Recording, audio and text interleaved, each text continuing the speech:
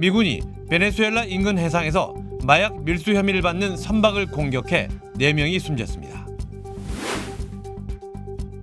LA의 한 정유소에서 대형 화재와 함께 폭발이 발생했습니다. 캘리포니아 남부 지역 대부분이 평년보다 기온이 낮고 주말에는 적은 양의 비도 예상됩니다.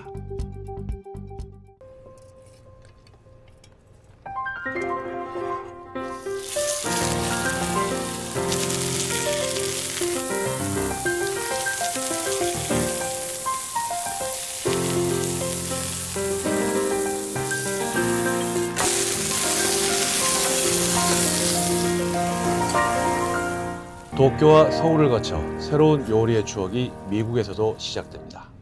발뮤다. 가족을 사랑하는 마음이 같아서,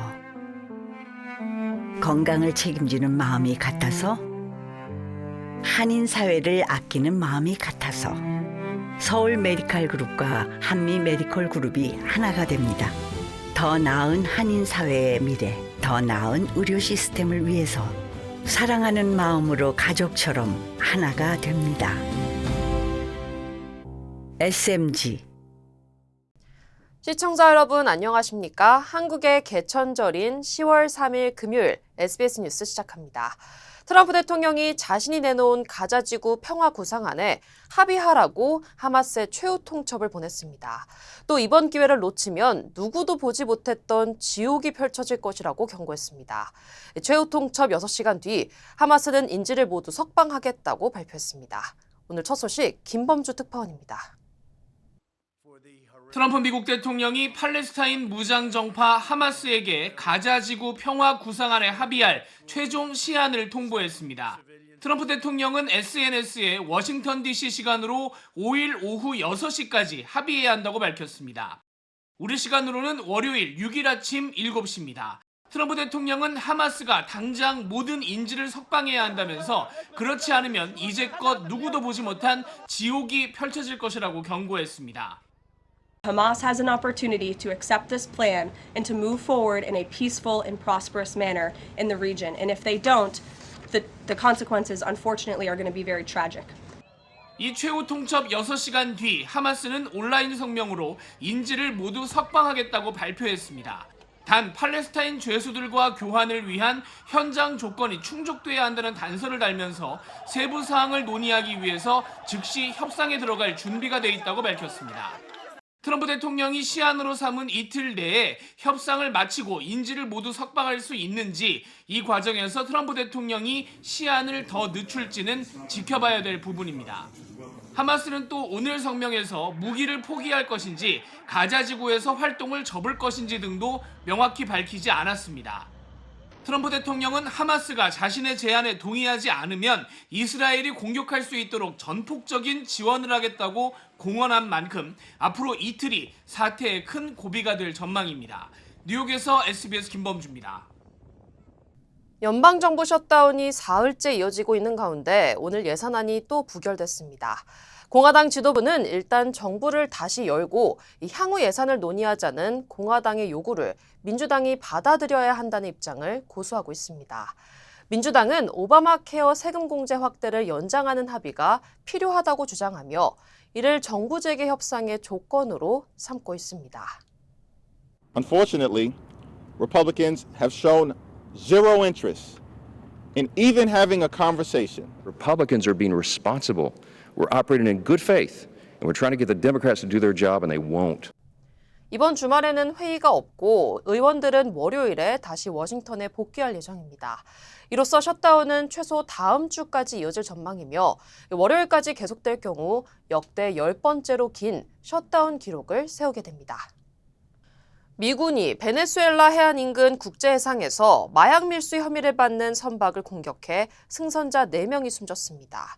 피터 헤그세스 미 국방장관은 트럼프 대통령의 명령에 따라 작전이 수행됐으며 미군의 피해는 없었다고 밝혔습니다. 그러면서 공격 대상이 미국으로 향하던 대량의 마약 운반선이었다고 설명했습니다. 트럼프 대통령도 소셜미디어를 통해 수만 명을 해칠 수 있는 양의 마약이 미국 진입을 시도하다 저지됐다고 전했습니다. 니콜라스 마두로 베네수엘라 대통령은 미국이 군사작전을 확대하고 있다며 비판했고 양국 간의 긴장은 이어지고 있습니다. 트럼프 행정부의 관세 정책이 할로윈 물가에도 큰 영향을 미칠 전망입니다. 할로윈 의상 업체들에 따르면 관련 제품의 약 90%는 해외, 특히 중국에서 생산됩니다. 이 때문에 관세 영향으로 의상과 장식, 사탕 가격이 크게 올라 어린이 의상은 평균 3에서 4달러, 성인 의상은 최대 8달러까지 인상된 것으로 나타났습니다. 전미 소매연맹은 올해 할로윈 관련 지출이 사상 최대인 130억 달러에 이를 것으로 예상했습니다. 트럼프 행정부가 새로 도입한 전문직 취업 비자, H-1B 비자에 대한 10만 달러 수수료 때문에 공화당 지역 병원들이 타격을 받고 있다고 정치 전문 매체 폴리티코가 보도했습니다. 폴리티코는 대부분 공화당인 농촌 지역의 의료단체들이 트럼프 정부에 의료 인력에 대한 수수료는 면제해달라고 요청했다고 전했습니다. 이미 의료 인력이 부족한 상황에서 10만 달러의 수수료까지 도입되면 의료 서비스에 큰 차질이 불가피하다는 이유에서입니다. 이에 일부 공화당 상원 의원들도 면제 요청을 지지하고 나섰습니다. 트럼프 대통령은 행정명령으로 국익에 따라 면제를 승인할 수 있는 권한을 국토안보부에 부여했지만 구체적인 내용은 아직 나오지 않았습니다. 미 재무부가 트럼프 대통령의 얼굴을 넣은 1달러 기념 주화를 제작하는 방안을 검토하고 있습니다. 이 주화는 내년 미국 독립 250주년을 기념해 발행될 예정으로 초안 디자인에는 한쪽 면에 트럼프 대통령의 옆모습이, 다른 한쪽 면에는 성조기 앞에서 주먹을 쥔 모습과 함께 싸우자는 의미의 Fight, Fight, Fight이라는 문구가 담겨 있습니다. 재무부 대변인은 급진 좌파가 정부를 강제로 셧다운시켰음에도 불구하고 트럼프 대통령의 지도력 아래 미국은 어느 때보다 강하고 번영한 250주년을 맞이했다고 강조했습니다. 미 조폐국은 주화의 최종 디자인은 아직 확정되지 않았으며 셧다운이 끝나는 대로 더 많은 정보를 공개하겠다고 밝혔습니다. LA 카운티의 쉐브론 정유소에서 대형 화재와 함께 폭발이 발생했습니다. 화재는 진화됐는데 정확한 원인은 아직 밝혀지지 않았습니다. 이두현 기자가 보도하겠습니다. 거대한 불길이 뿜어져 나옵니다.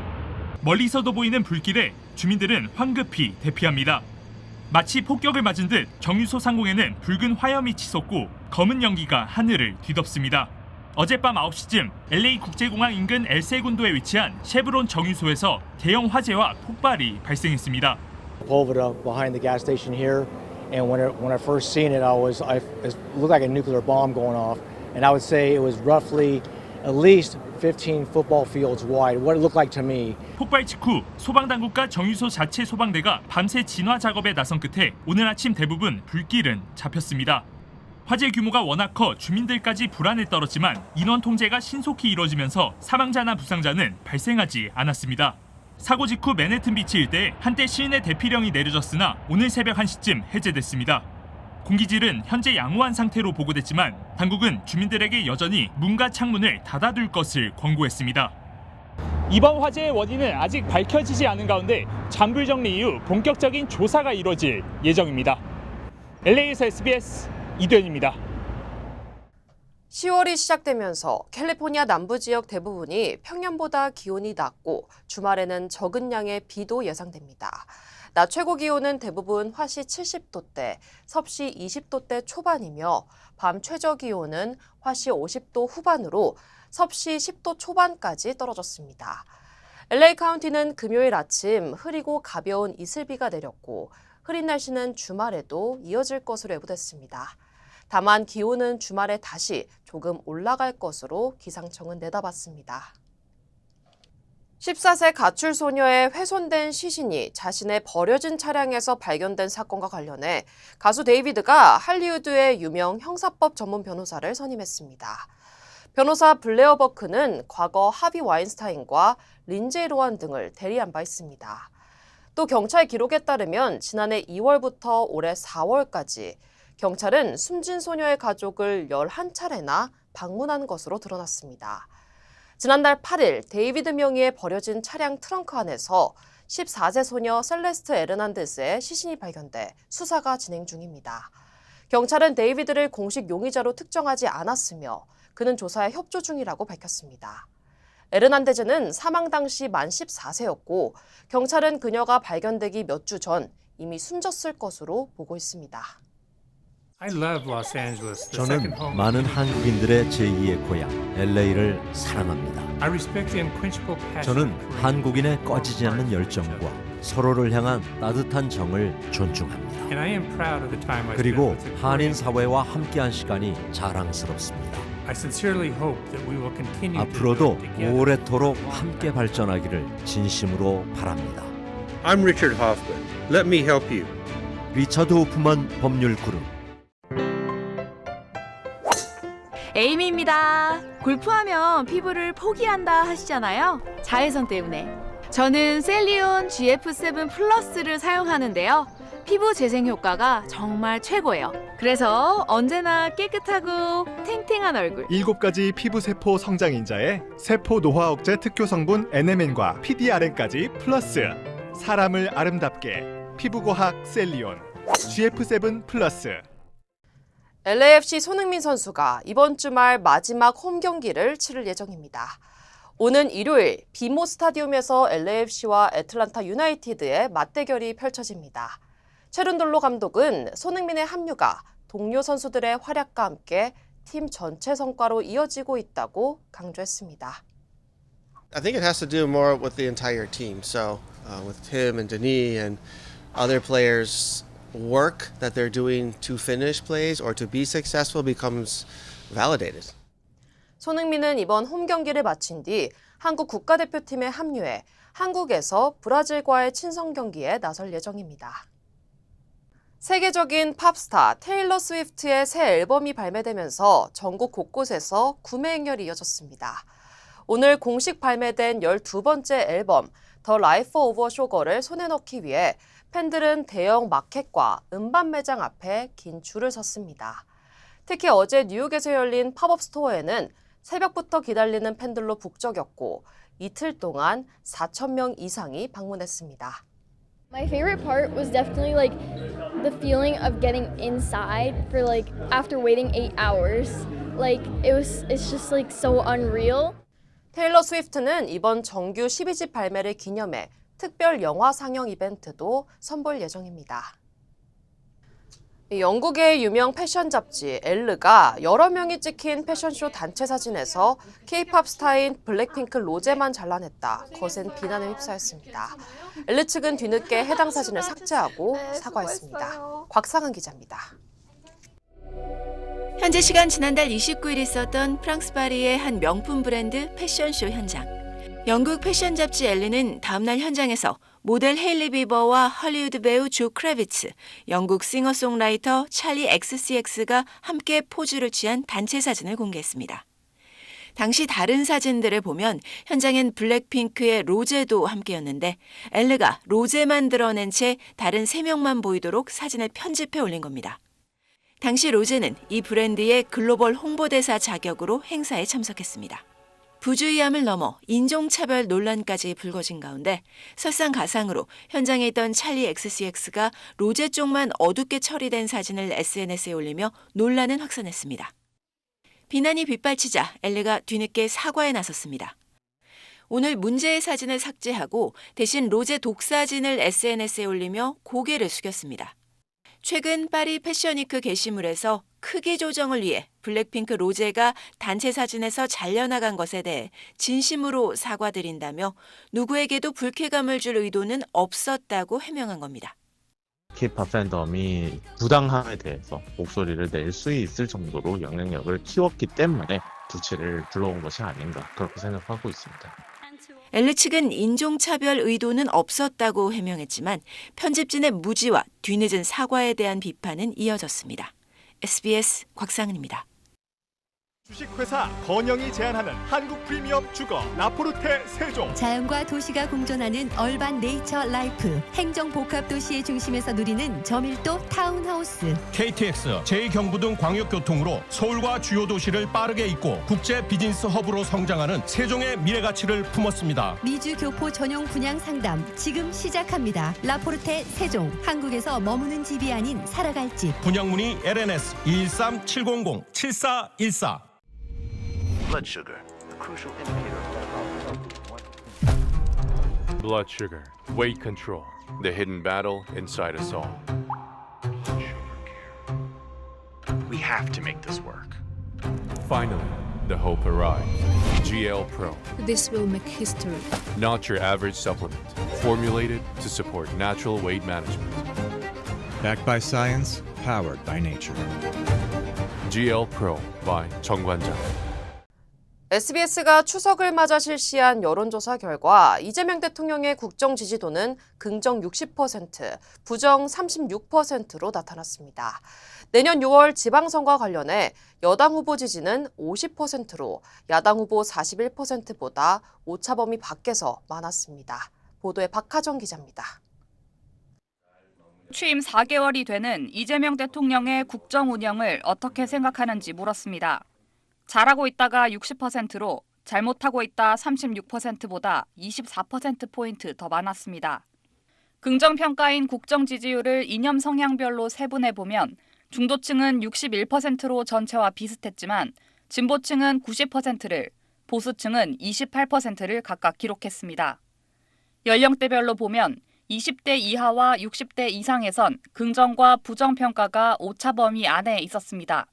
반면 다른 연령대에선 모두 긍정평가가 더 많았습니다.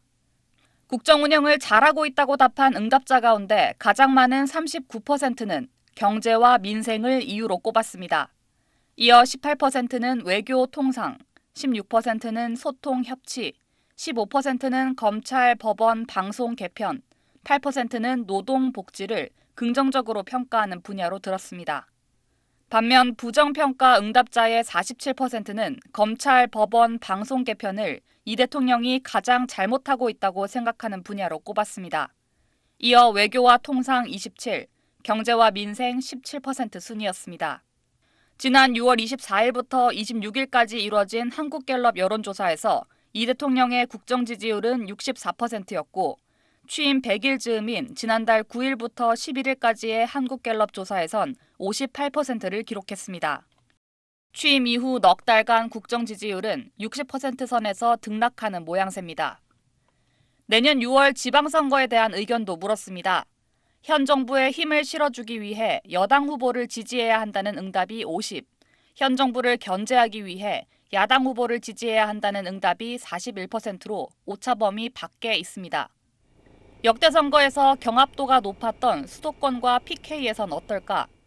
서울 권역만 놓고 보면 여당 지지 의견이 55%로 야당 지지 38%보다 오차범위 밖에서 많았습니다. 인천 경기는 여 47대 야 42, 부산 울산 경남은 여 43대 야 50%로 오차범위 안에 있었습니다.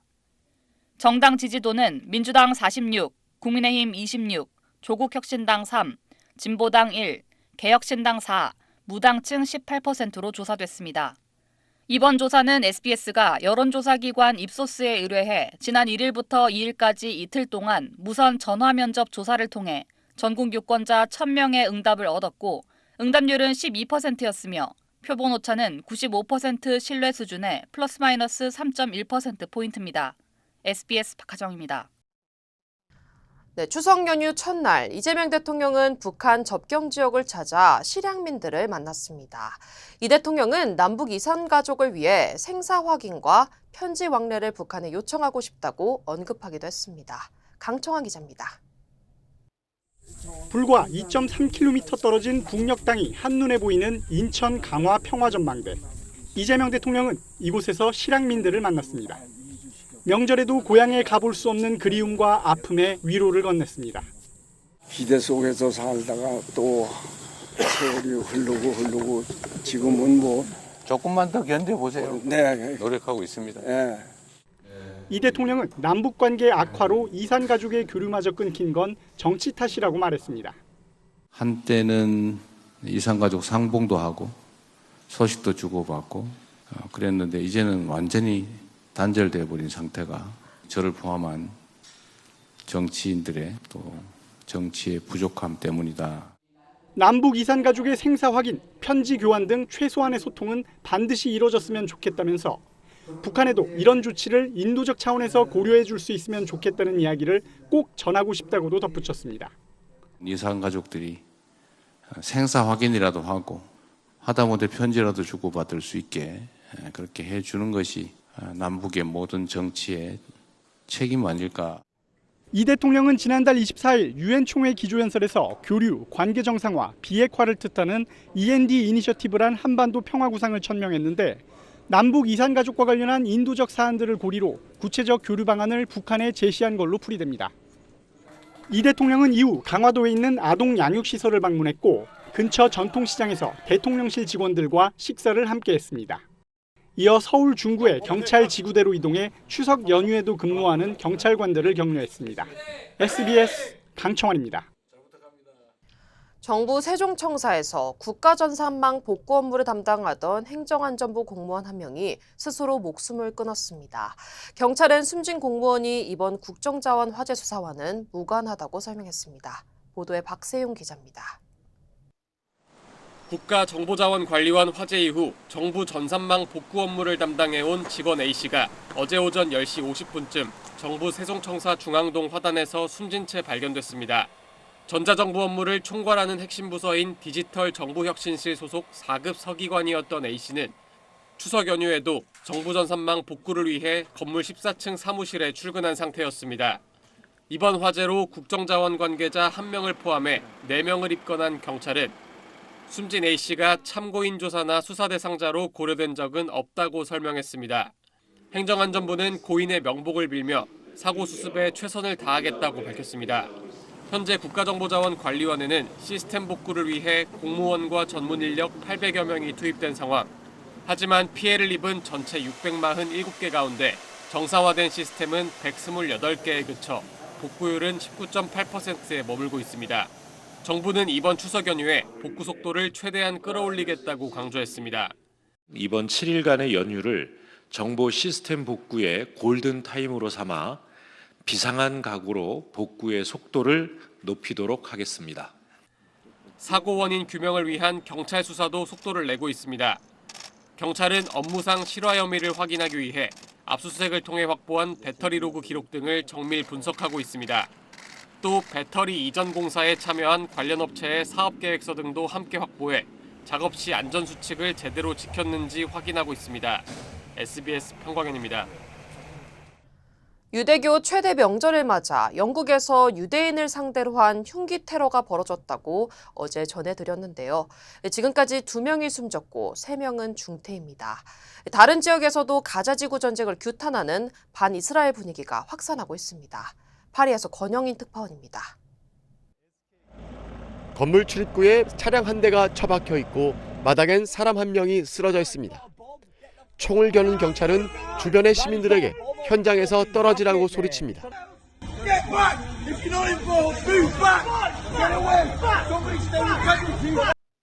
잠시 뒤 경찰은 이 남자를 사살했습니다. 이 남자는 현지 시간 어제 오전 영국 맨체스터의 한 유대교 회당에 차를 몰고 돌진한 뒤 흉기를 휘두른 테러범이었습니다.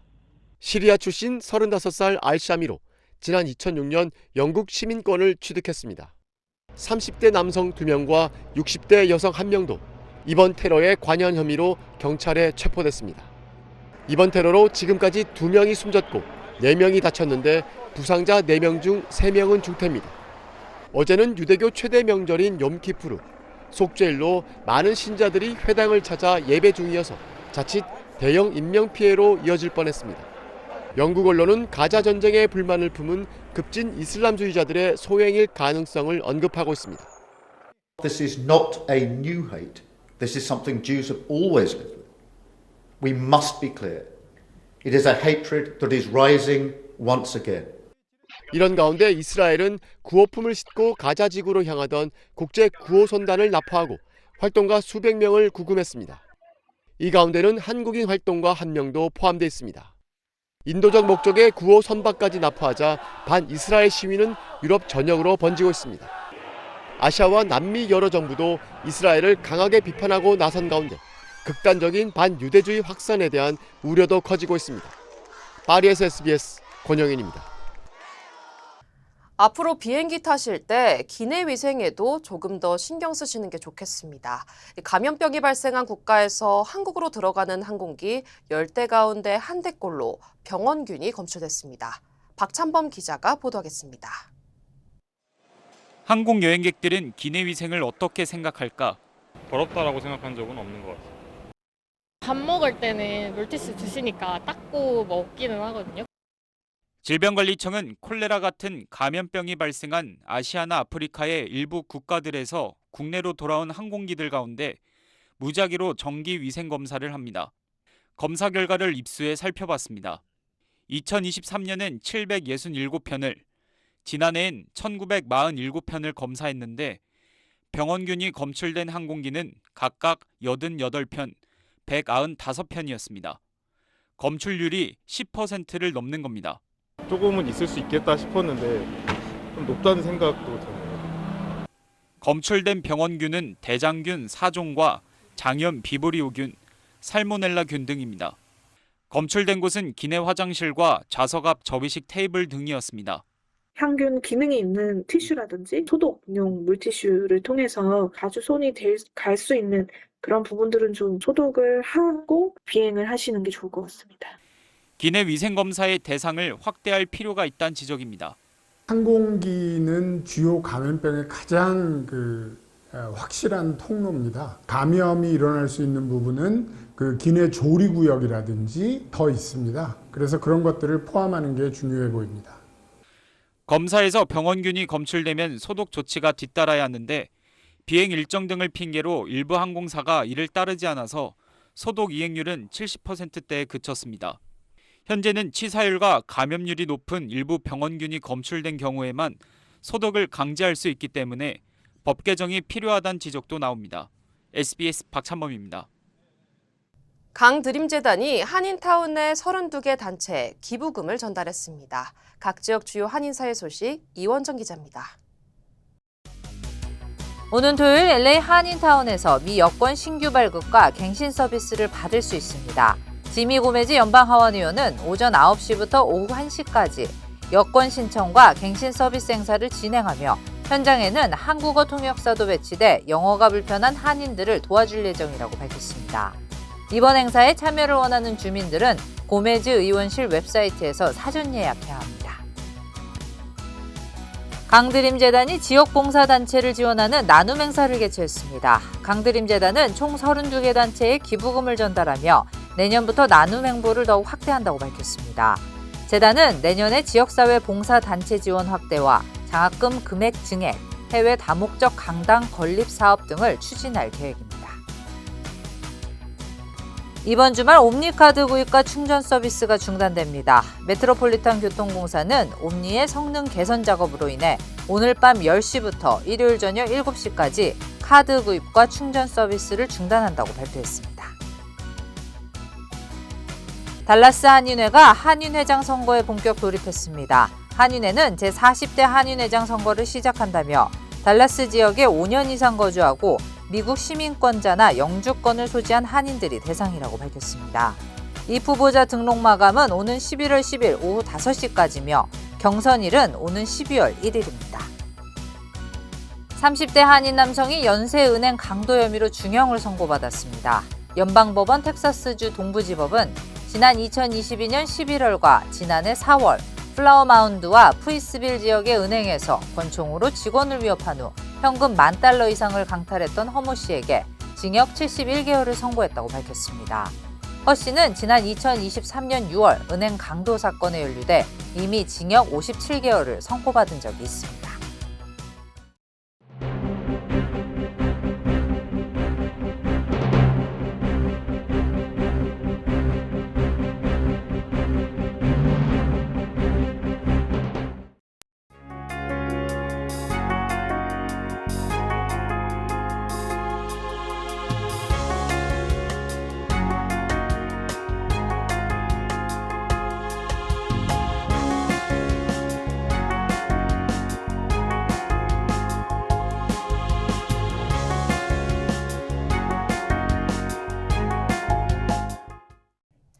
10월 3일 금요일 SBS 이브닝 뉴스 마칩니다. 편안한 주말 보내시기 바랍니다. 고맙습니다.